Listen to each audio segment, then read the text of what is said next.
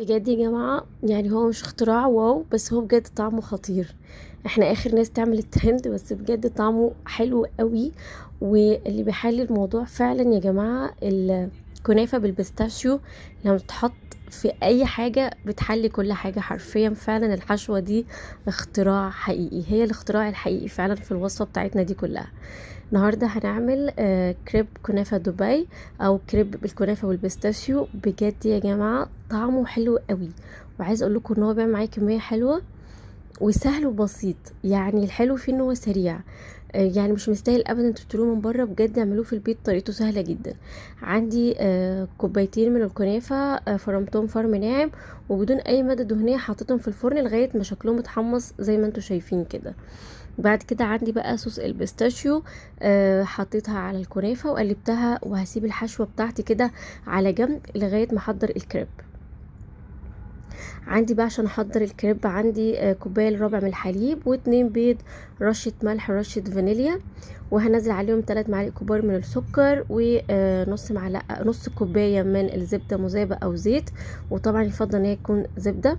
هقلبهم مع بعض كويس قوي لغايه ما كل المقادير كده والمكونات السايله تتجانس مع بعض. بعد كده هنزل عليهم كوبايه ونص من الدقيق، وهبدا اقلبهم مع بعض لغايه ما يبقى قوامهم كده ناعم وسائل في نفس الوقت، ومفيش اي تكتلات.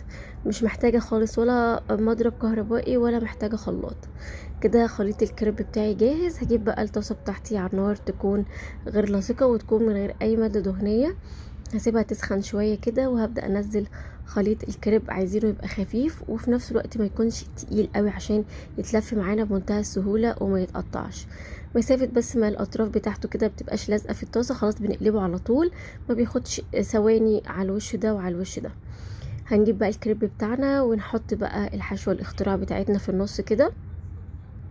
بعد كده هنبدأ نقلبها نقفلها من الجناب. هوريكم واحدة تانية واحنا بنقفلها.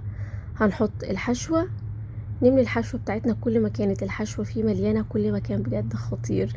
هرمشة الكنافة رهيبة.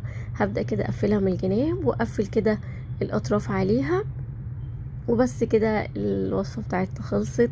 بجد رهيبة. احلى حاجة في الموضوع كمان صوص الشوكليت اللي احنا بندوبه بنحطه بقى من على الوش. دوبنا شوية كده من الشوكولاتة بديل النوتيلا، وهنضيفها كده على الكريب. وبعد كده هنضيف كمان شوكولاتة بيضة. اهم حاجة نوع الشوكولاتة اللي بتستخدموها يكون طعمها حلو، علشان يعني كله يبقى طعمه بجد خطير. هضيف عليهم كمان شوية من الشوكولات البيضة.